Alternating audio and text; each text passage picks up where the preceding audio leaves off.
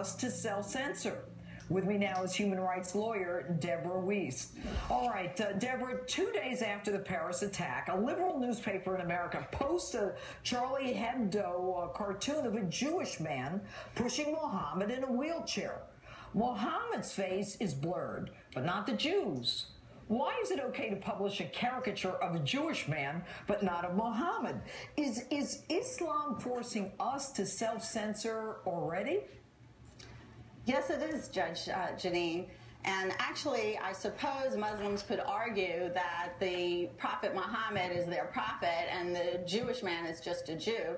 But the fact is, anytime anybody shows any Muslim or anything that's Islam-related in a negative light, they consider it defamation of religions, of the defamation of Islam, and it violates Islamic blasphemy codes. So we are self-censoring. And what about, I mean, when you look at it, and you know, it's not meant as criticism, it's just the reality today. Virtually no one in the media reproduced the Charlie Hebdo cartoon that caused this terrorist attack, supposedly, in Paris.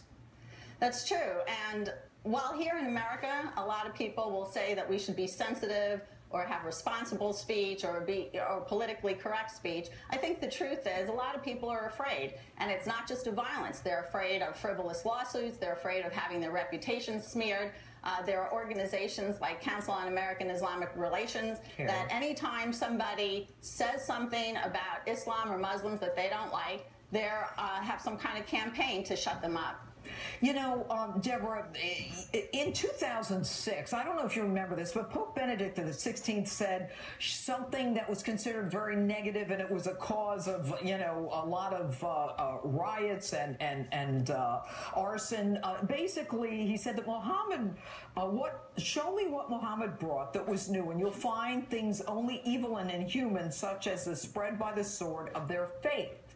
Then, this week, Pope Francis says that one cannot provoke those of faith.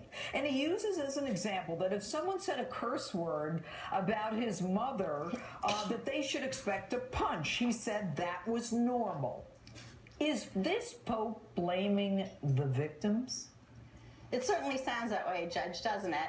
It doesn't sound like a very Christian response. I don't know what happened to turn the other cheek, but what I can tell you is that if somebody says a curse word about your mother, you should absolutely not expect a punch in return. The way to address comments that you don't like is with more words and more conversation, not with violent action. And in fact, that kind of remark by the Pope feeds exactly into the Islamist narrative that if you show a cartoon or make a comment or have a film that they find offensive, that they have every right to commit violence. I'm both disappointed and surprised that he made a comment like that. And you know, it kind of reminds me of, you know, I had to beat my wife because she was nagging me as though words are sufficient justification or provocation for an assault. The law does not recognize that. But it seems that the only limits to free speech by the United States Supreme Court are pornography, the fighting words, you know, incitement to riot, as well as obscenity.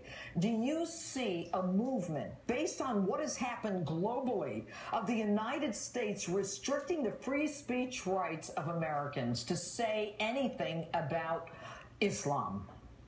Well, fortunately, at the time, we still have freedom of speech from a legal perspective, but certainly there is a push to self-censor and also to have censorship as a matter of policy. And under this administration, it's been particularly bad. As you might know, as a matter of policy, this administration has had the FBI, CIA, State Department, Department of Homeland Security, and the National Counterterrorism Center completely purge from all its training material any mention of Islamic terrorism or Islamist ideology for fear of being Islamophobic. So this is not only an infringement of the exercise of the human right to free expression, but it also poses a national security risk. Well, certainly, allegedly on some of those. But, you know, I have this book, The Cartoons That Shook the World. It's supposedly about the Danish newspaper that published the cartoons of Mohammed. And it's a whole discussion and not one cartoon in the book. Deborah Weiss, thanks so much for being with us. Thank you for having me. All right. And up next, Muslim